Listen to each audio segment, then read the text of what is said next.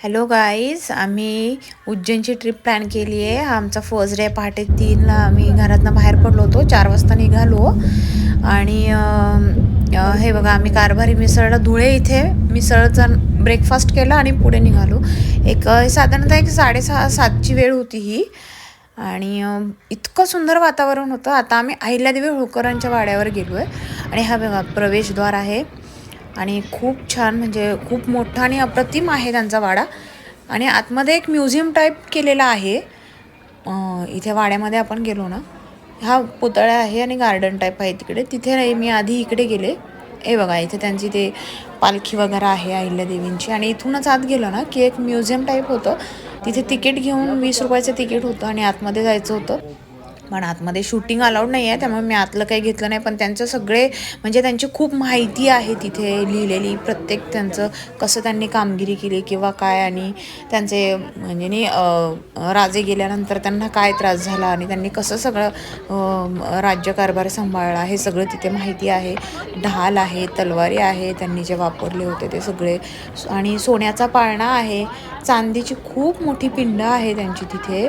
आणि खूप सारे देव आहेत, म्हणजे देवाच्या मूर्तीज ना खूप साऱ्या आहेत तिथे म्युझियममध्ये. त्यांचं स्वतःचं ते देवघर पण आहे. आणि हे बघा, इथे सनसेट आहे. सनसेटच्या वेळी आम्ही तिथे गेलो होतो, त्यामुळे इतकं सुंदर वातावरण होतं. आणि इतकं म्हणजे कोरीव काम पूर्ण दगडात केलेलं आहे ह्या घाटावर, बघा तुम्ही. आणि त्यांनी आपलं महादेवाचं मंदिर आहे तिथे, रामाचं मंदिर आहे, हनुमान मंदिर आहे. सगळी मंदिरं त्यांनी ना तिथे स्थापन करून ठेवली आहेत. म्हणजे कसं प्राचीन काळाचं त्यांनी ना हे जतन करून ठेवलं आहे आपलं धर्माचं, की आपल्या पुढच्या सगळ्या पिढींना खरं हे कळलं पाहिजे की इथं इतकी छान मंदिरं त्यांनी करून ठेवली आहेत, की आपण ते बघायला जायला पाहिजे. आपण बघितलं पाहिजे की किती सुंदर केलं आहे ते. आणि अक्षरशः इतक्या दगडामध्ये इतकं छान कोरीव काम करून इतकं सुंदर बनवलं आहे ते वास्तू. आणि तिथे खूप एनर्जी आहे, म्हणजे तिथे आपण गेलो ना की आपण त्यांच्या सानिध्यात गेल्यासारखा फील होतो आपल्याला.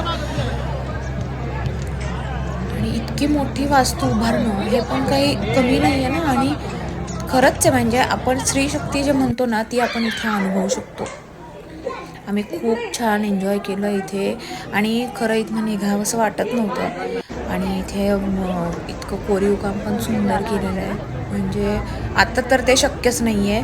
आपण इतक्या, म्हणजे त्यावेळी काही एवढं हे नसून मशीन्स वगैरे इतकं सुंदर केलेलं आहे. तर तुम्ही एकदा व्हिजिट करा आणि खरंच बघून घ्या.